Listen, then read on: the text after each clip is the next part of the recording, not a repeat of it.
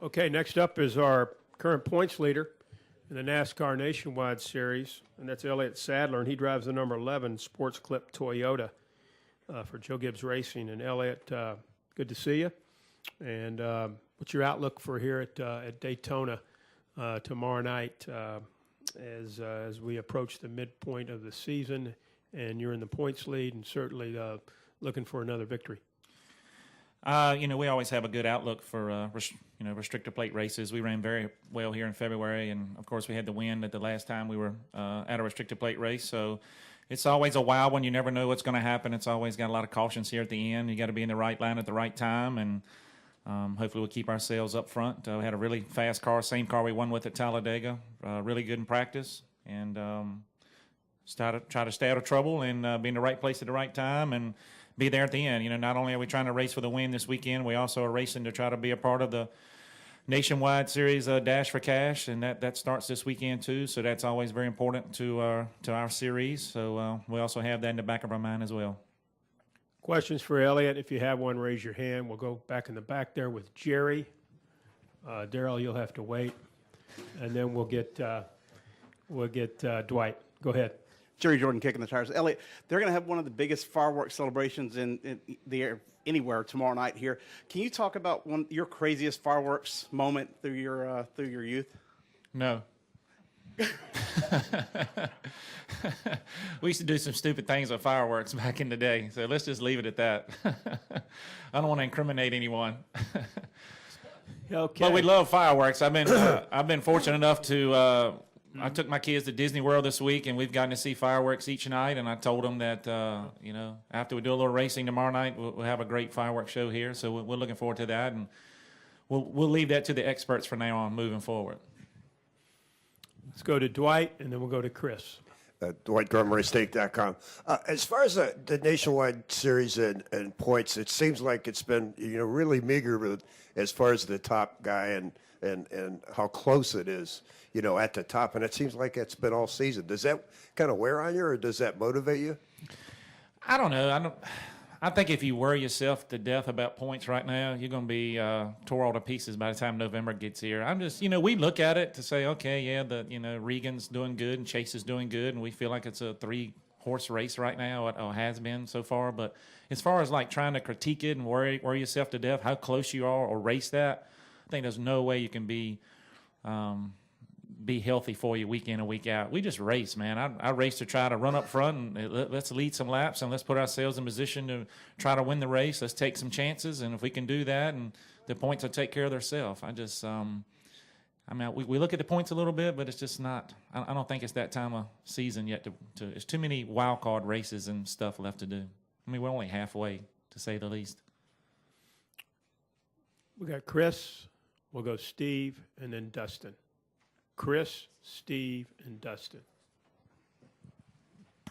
Chris, MikeCatchfence.com. Hey, Elliott.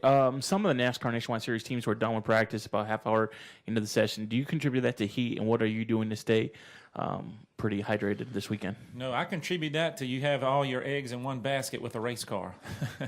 Most of these nationwide teams you take that one primary car and you have it in the wind tunnel, and you've done everything you can do to it before you unload. When you unload here at Daytona, especially in the Nationwide Series, you've done all you can do to that car. So you go out there and you run it one run, and you see how it is in the draft. Make sure, the carburetor's working correctly and the transmission's shifting okay and it's not doing anything funny in the draft. You run a few laps, and I think we ran like 6 laps of practice, and we came in and scuffed a couple sets of tires, and we were done. But in the Nationwide Series, with the rules that we have from NASCAR to kind of keep us all in the small little play box, that you've done all you can do at the shop. There's no need to go out there and take chances and wreck a car that you have all that time in, wind tunnel time and fine tuning and kind of rubbing on it, getting it ready for this weekend. I don't think it has anything to do with the heat, man. We're used to this. Hell, it's not really that hot down here, to be honest with you. Wait till Indy in August. It's way hotter than this. Mm-hmm. Elliott, Steve Post with MRN. Racing here under the lights in the heat in July. How does it differ from February, and even what are the differences that you'll see tomorrow night, even from Talladega, where you guys won earlier this year? Yeah, we have 2 concerns here, major concerns here this weekend for this race. One is the air intake, front end grill opening. to the motors. We think running in a pack this weekend, we're going to get hot because it is a little hotter than what it was here in February.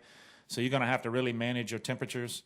So we think with the opening NASCAR's given us that we're going to run hot. So we're really going to have to watch our temperatures tomorrow night during the race. And, handling is a little bit different of an issue here in July than it is in February. Always is. The track's a little bit hotter. It bakes all day long. Even when you race at night, the track's a little bit slicker. So the handling's going to be a little bit more of a characteristic, a little bit more of an issue than what we had in February. But the biggest issue is the radiator intake, grill opening is so small that you're really going to have to watch your water temperature here. We'll go to Dustin. Dustin Long, MRN.com. You've raced against Regan for a while and raced in points races. So my guess is in your book, you probably know what he's going to do in most situations. You're racing against right now Chase and Ty Dillon, younger guys that you haven't raced as much of. How much is this a learning process for you, as I'm sure it is for them, and what are you looking at? How are you trying to assess those guys, to keep things in mind for what can be in place at the end of the season? Yeah, that's a good question. And kind of, Dustin, the way I look at it as junior motorsports has been fast this year everywhere. Those guys have done a really good job this past winter. They hired some key people over there, and their team has just been really fast. So we know going to some of these tracks, Chase has been a rocket fast on mile-and-a-half tracks. So we know when we show up some of these mile-and-a-halves coming, like Chicago's coming down the road and places like that, we know we're going to have to be at the top of our game. Regan Smith's super speedway experience the last couple of years has been fast. He's going to run up front. He's going to win some races. He's going to be in the top 5. So that's kind of what we're looking at. As far as we just know week in and week out, these guys are going to be strong, and we're just going to have to bring our A game. But the way we look at it is, that's rule number one. Right.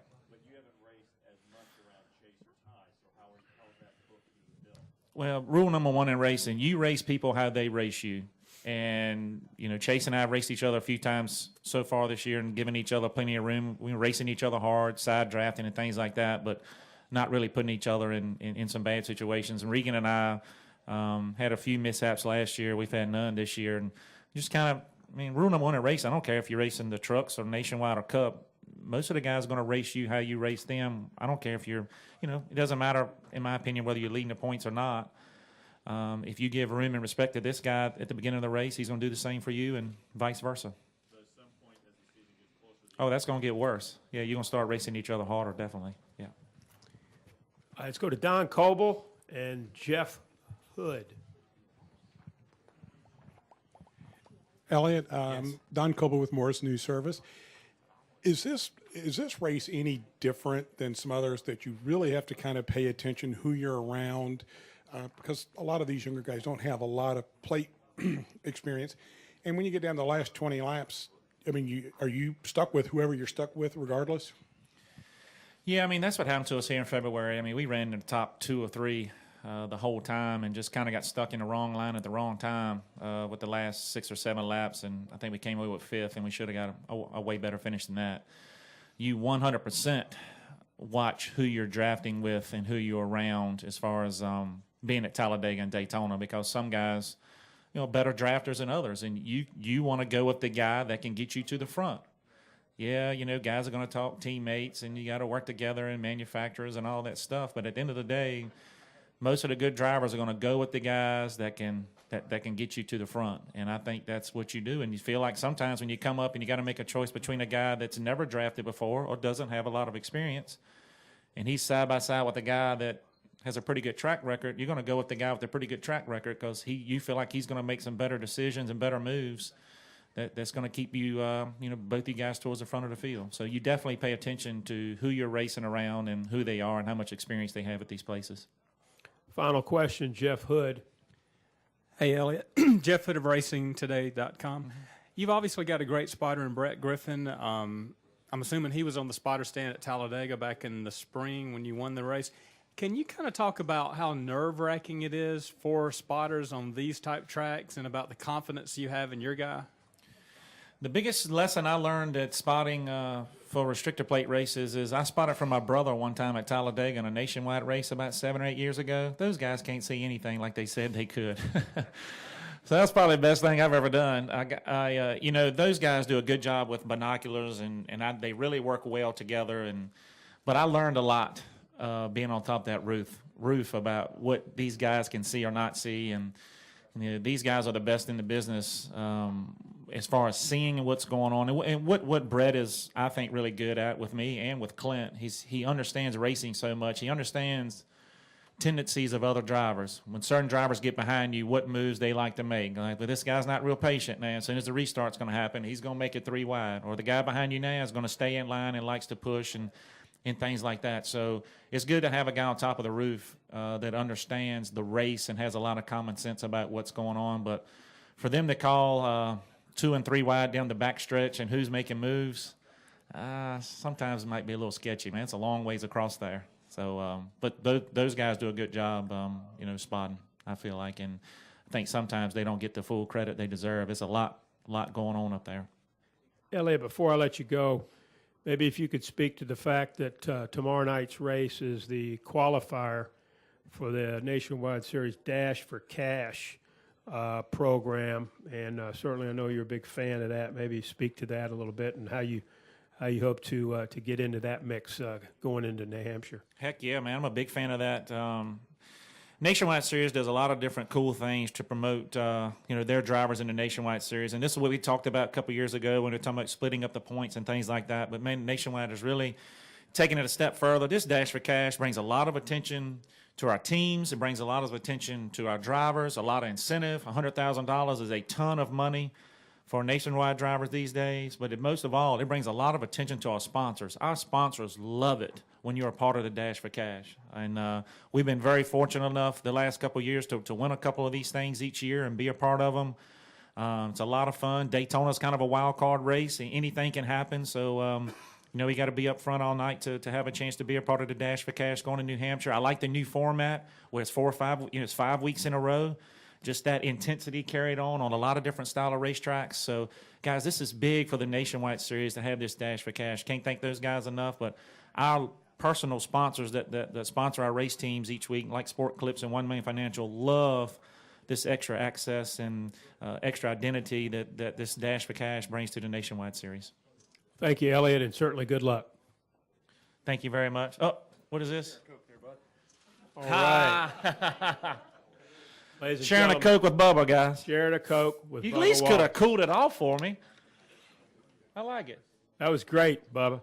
Great move. That was, Bubba. Thank you, brother. Thank you now. Thanks, guys. Now I got 2 Cokes.